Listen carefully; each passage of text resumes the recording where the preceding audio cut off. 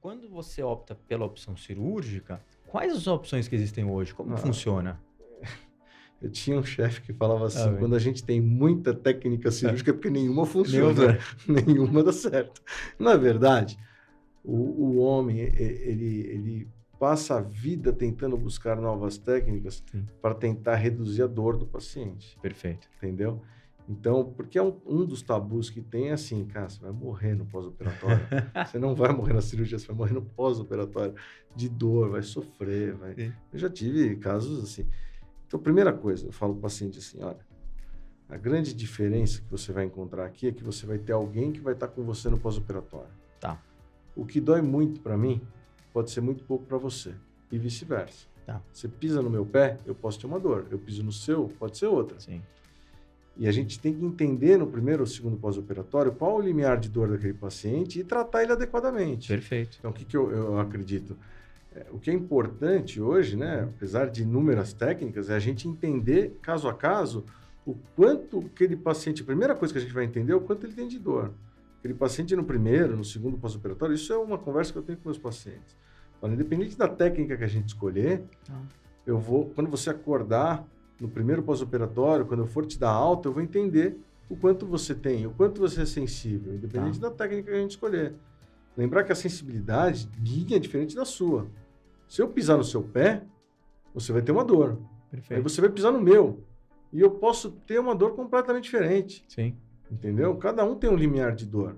Então, o que é muita dor para mim pode não ser para você e vice-versa. sim. Então, o que é importante? Eu falo para os pacientes, é ter, você quando for escolher um cirurgião, não pode ser eu, pode ser outro, você tem que escolher alguém que vai te dar atenção e que você vai ter ali o celular do cara, você vai conseguir ter um acesso para entender. Se tem muita dor, vai medicar mais.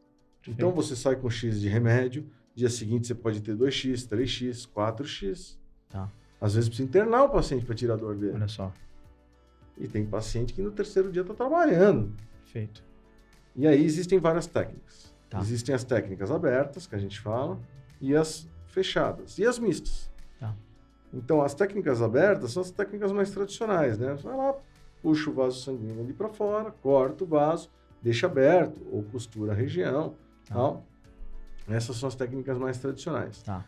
Talvez as técnicas em número quantitativo mais feitas no Tá. Brasil hoje. Perfeito. Custo baixíssimo, uma recuperação relativamente rápida, ali 20, 30 dias o paciente está voltando Legal. ativa, e uma dor relativamente alta. Tá. Tá?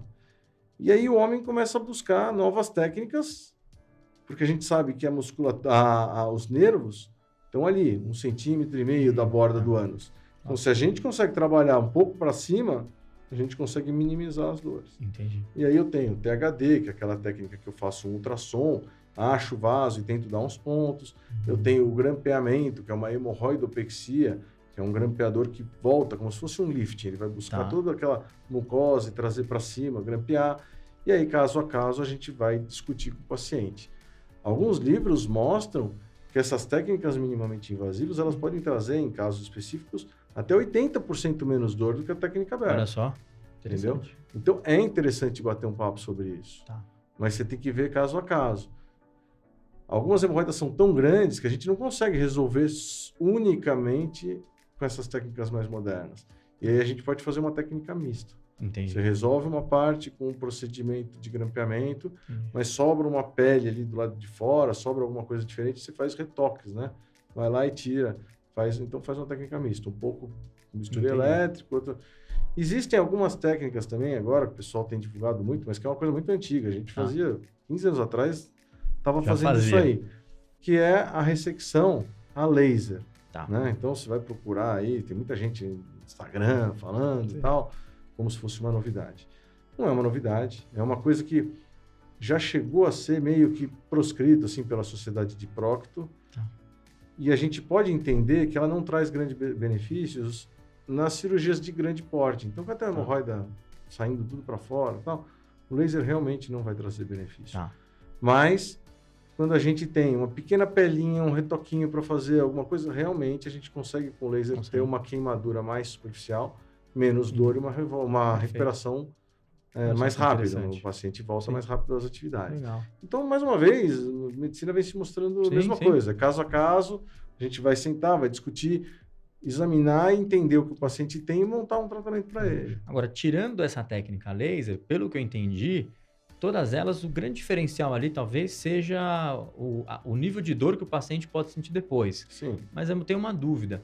Em termos de eficiência, ou seja, todas elas são próximas ou não? Todas elas são eficientes? Então, vamos lá, todas são eficientes desde que bem executadas. Ah, sim, com certeza.